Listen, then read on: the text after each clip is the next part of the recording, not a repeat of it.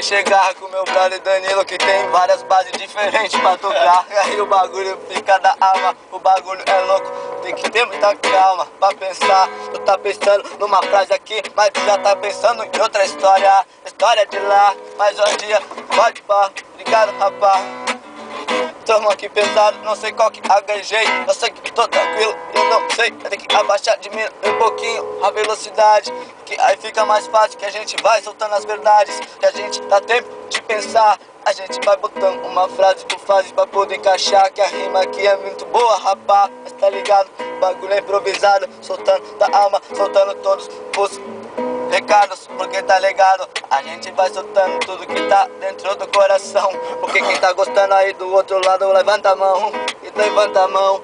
E o tiozinho do carro do lado vai achando que o bagulho aqui é mais esculacho. Tô mais um dia me sentindo muita alegria de poder tá soltando uma batida do coração e conectar com a viola do parceiro aqui que é sangue bom. Mundo bagulho chegando pesado, mais um dia aqui soltando improvisado, e que o bagulho vem da alma, é dentro do carro. Tamo só gravando, meu parceiro é um esculacho e vai esculachando. Meu MC família soltando seus planos, e a gente vai se adaptando a cada base, porque o bagulho aqui é freestyle de verdade. E a gente vai seguindo, e a base vai continuando, e a gente vai rimando. Olha só esse som que a gente tá gravando.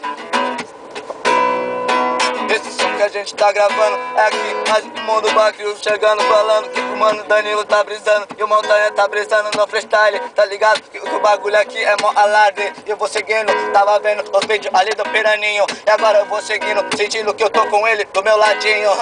Porque o maluco abençoa a nossa vida, a gente vai seguindo. Se não fosse ele pra tá aqui, pra mostrar que a gente sabe rimar, qual que seria, pode pá, nessa vibe a gente não ia chegar. Porque tá ligado que o bagulho, espera, ele está atrasado. Meu brother, desculpa por não poder ter parado, tá ligado? A gente vai seguindo aqui improvisado, que o bagulho é sério, e a gente vai dar rabiadão, que no busão que tá do nosso lado, se liga então. E a bandeira do Brasil tá ali balançando, e a gente vai rimando. Obrigado, meu mano, por acreditar. E os pássaros estão lá em cima a voar. Tira o piranha e falou, um belo pássaro chegou, e aqui mais um dia roubou. Eu vou seguindo, opa, tô pesado, aqui tem que mudar. O cara falou que eu não posso entrar, qual que vai ser, qual é que há? Vou ficar pra fora que nada, meu brother, vou ter que rabiar.